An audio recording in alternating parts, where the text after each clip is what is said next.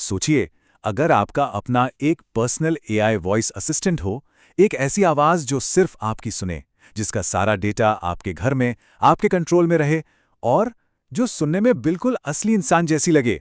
आज हम इसी की तह तक जाएंगे कि ये सपना आज की तारीख में हकीकत कैसे बन सकता है।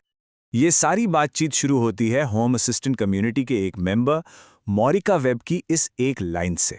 और ये सिर्फ इनकी ही कहानी नहीं है, ये चाहत बहुतों की है। जरा सोचिए, आपकी कोई भी बातचीत आपके घर से बाहर ही ना जाए, किसी बड़े सर्वर पर अपलोड ही ना हो। ये सिर्फ प्राइवेसी की बात नहीं है, ये अपने डिजिटल स्पेस पर पूरा कंट्रोल पाने की चाहत है। तो सवाल उठता है कि भाई, कोई अपना असिस्टेंट क्यों बनाए जब गूगल और एलेक्सा जैसे ऑप्शन पहले से मौजूद हैं?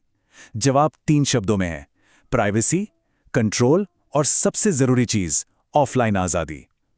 सोचिए, अगर कभी इंटरनेट बंद हो जाए तो क्या आपकी स्मार्ट लाइट्स भी काम करना बंद कर देंगी? क्लाउड वाले सिस्टम में तो हाँ, लेकिन एक लोकल सिस्टम के साथ आपका घर हमेशा आपकी सुनेगा, चाहे इंटरनेट हो या ना हो। यही तो असली आजादी है। ठीक है, तो मान लीजिए किसी ने अपना असिस्टेंट बनाने का मन बना लिया है। अब वो एक दोराहे पर खड़े हैं।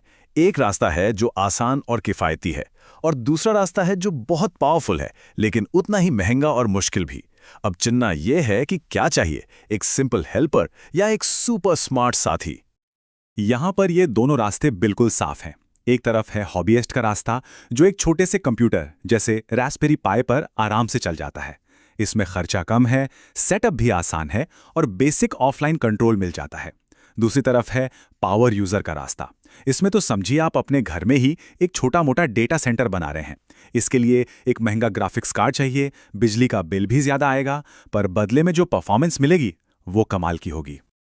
हॉबीइस्ट वाला रास्ता ना वाकई में बड़ा मजेदार है। बस थोड़ा सा बेसिक हार्डवेयर चाहिए और आप शुरू कर सकते हैं। सॉफ्टवेयर इंस्टॉल करने के बाद आखिरी और सबसे जरूरी स्टेप आता है सिक्योरिटी का। आप एक डिजिटल दीवार खड़ी करते हैं, जिसे आईपी टेबल्स कहते हैं, जो आपके डिवाइस को इंटरनेट से एकदम काट देती है। इसका मतलब ये सिर्फ और सिर्फ आपके घर के नेटवर्क पर काम करेगा और आपकी प्राइवेसी 100% सेफ रहेगी। और अब बात करते हैं पावर यूजर के रास्ते की असली चुनौती की। देखिए, यहां प्रॉब्लम सिर्फ प्रोसेसिंग स्पीड की नहीं है, बल्कि डेटा के हाईवे की चौड़ाई की है, जिसे मेमोरी बैंडविड्थ कहते हैं। अगर हाईवे ही पतला होगा तो डेटा धीरे धीरे जाएगा, चाहे आपकी गाड़ी कितनी भी तेज क्यों ना हो। एक मैक मिनी पर 10 से 16 सेकंड का लैग इसीलिए आता है। तो इसका इलाज है एक चौड़ा हाईवे, यानी एनवीडिया 3090 जैसा एक जबरदस्त जीपीयू, जो डेटा को पलक झपकते प्रोसेस कर सके। नतीजा, सेकंड से भी कम में रिएक्शन। लेकिन हाँ, इसकी कीमत एक हाई एंड गेमिंग पीसी के बराबर हो सकती है। अच्छा, अभी तक तो हम बात कर रहे थे कि ये असिस्टेंट बनते कैसे हैं, पर अब कहानी का रुख थोड़ा मोड़ते हैं और बात करते हैं कि इनकी आवाज कैसी है। हम उस दौर से बहुत आगे निकल आए हैं जहां एआई का मतलब होता था एक रोबोट जैसी आवाज। आज हम एक ऐसी क्रांति के बीच में हैं जहां एआई की आवाज और इंसानी आवाज में फर्क करना लगभग नामुमकिन हो गया है। जरा एआई आवाज के सफर को देखिए, कितना दिलचस्प है। 90 के दशक की वो रोबोटिक जीपीएस आवाज हम सबने सुनी है। फिर 2010 के दशक में सिरी और एलेक्सा आए, जो पहले से बेहतर थे, पर पता चल जाता था कि मशीन बोल रही है।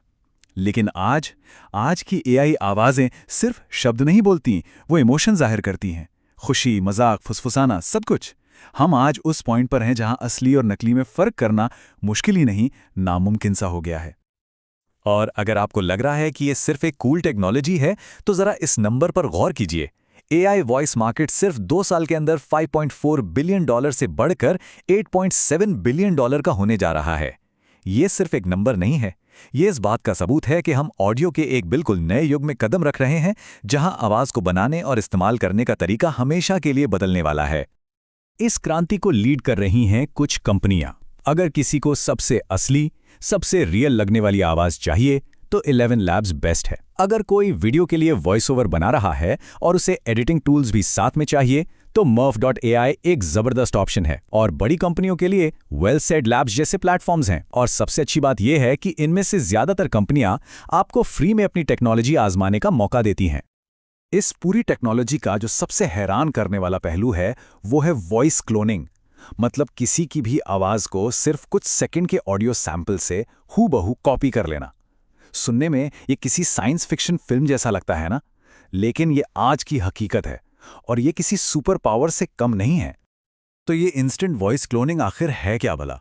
बिल्कुल आसान भाषा में समझें तो एआई को आपकी आवाज़ सीखने के लिए अब घंटों की रिकॉर्डिंग नहीं चाहिए। बस कुछ सेकंड का ऑडियो दीजिए और वो उस आवाज़ में कुछ भी बुलवा सकता है। इसे ज़ीरो शॉट लर्निंग भी कहते हैं। मतलब एआई को आपकी आवाज़ सीखने के लिए पहले से कोई ट्रेनिंग नहीं चाहिए होती, वो पहली बार में ही से पकड़ लेता है। इस जादू के पीछे का जो सीक्रेट है वो बहुत ही दिलचस्प है। ओपन वॉइस जैसे मॉडल्स आवाज के दो हिस्सों को अलग अलग करके देखते हैं। इसे ऐसे समझिए, एक है टोन कलर जो आपकी आवाज का फिंगरप्रिंट है, जो आपकी आवाज को यूनिक बनाता है, और दूसरा है स्टाइल, यानी कि वो तरीका जिससे आप बात करते हैं, आपकी भावना, आपका लहजा। ये एक रेसिपी की तरह है जिसके 3 आसान स्टेप्स हैं। सबसे पहले एआई एक जेनेरिक आवाज में भावना का बेस तैयार करता है, जैसे खुशी या गम।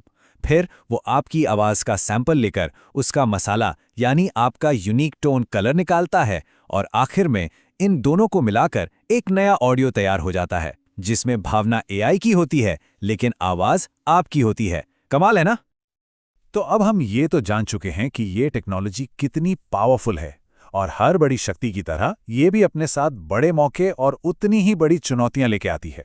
ये एक नए युग की शुरुआत है जिसके 2 पहलू हैं, एक अच्छा और एक खतरनाक। अगर इसके अच्छे पहलू को देखें तो संभावनाएं कमाल की हैं।